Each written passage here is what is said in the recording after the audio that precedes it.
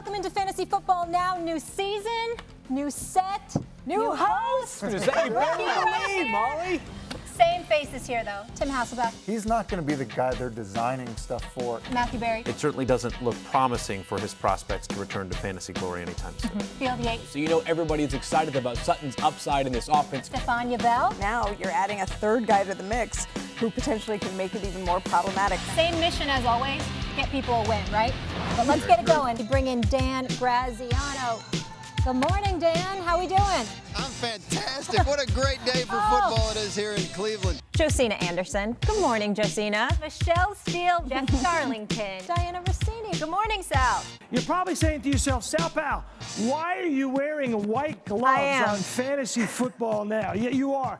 Well, I'm in the Patriots Hall of Fame, and I have the football here where Tom Brady threw his 500th touchdown pass. But if you're thinking about, pass catchers on this Bears offense, think about Anthony Miller today. His one-on-one matchup is a corner who is healthy, Teez Tabor, but has not been doing well this season at all. One of the worst-ranked corners in the league. Watch out for rookie wide receiver Michael Gallup. This is a guy who averaged about 29 snaps per game over the first 5 weeks of the season. That number went all the way up to 59 last week.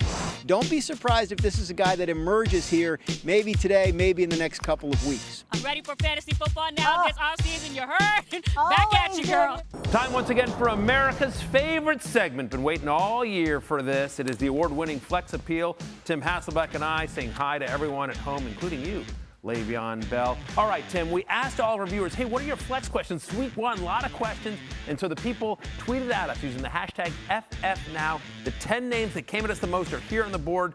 You mentioned the volume questions with Chris Godwin, and that's part of the problem with Kenny Golladay, who was so good at the start of the season, Tim, but recently just hasn't been great.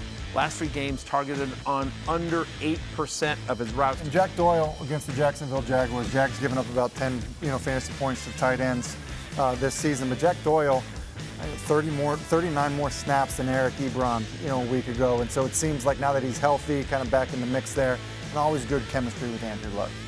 Concern of volume of work is one of the reasons why Aaron Jones comes in at number 9, because we don't question his talent.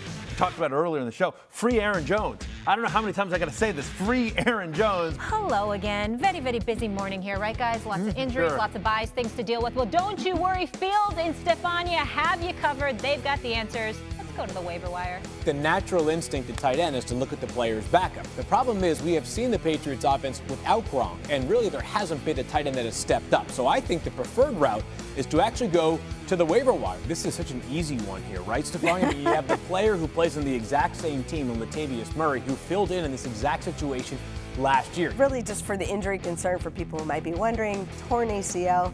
And if you look at, we have a couple quarterbacks who are back playing now who had similar injuries, so that's encouraging. Some good waiver wire options, a lot of injuries causing that to be the case. Molly, so we send it right back over to you. School with Brody. That's funny. Hi, Brody. Thank you so much. This is his first time tweeting. I'm 8 years old. And in my first year of fantasy football, 8 years old, starting Love out. that. Nice I job, need to Brody. hold down first place and beat Uncle Race Brad. right. You are going to beat Uncle Brad. We're going to help you best we can. Power to the 8-year-olds. Much respect for you. 3rd grade, long division. What else are we learning these days? Matt Breida will be my pick here. Matt Breida was removed from the injury report earlier this week for the 49ers, trending in the right way in that direction. Good luck, Brody. Yeah. Shout out to you. Get that first W over Uncle Brad. Yeah. Uncle Brad, you're going down. You're going down, Uncle Brad. Our friend Mike Clay in the house from ESPN.com. Yep. He's going to give us some more on the wide receiver cornerback matchups, which we always love. Listen, if you're into symmetry, you'll like Amari Cooper. Odd weeks, he's been terrible. Even weeks, he's been great. It is an even week. I like him not for symmetry, but because he is a great matchup here against Seattle Seahawks. I'm liking Tyler Boyd. He's been a nice find, kind of a breakout player in year 3. Maybe this year's Nelson Aguilar, right? Taking that third-year leap in the slot for the Cincinnati Bengals. A great matchup today, and he's coming off a rough game, so you might be concerned, should I start him? Should I use him in DFS? A great matchup against Tampa Bay. They've allowed the most fantasy points to slot receivers this season.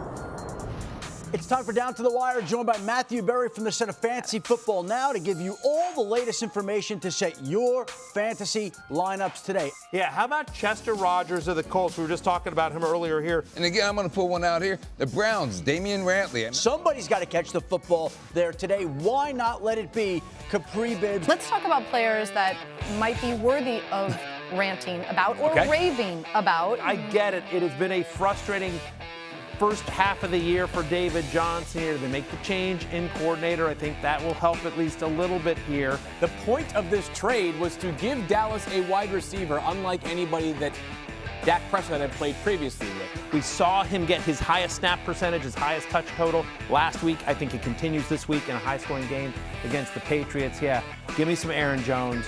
Free Aaron Jones.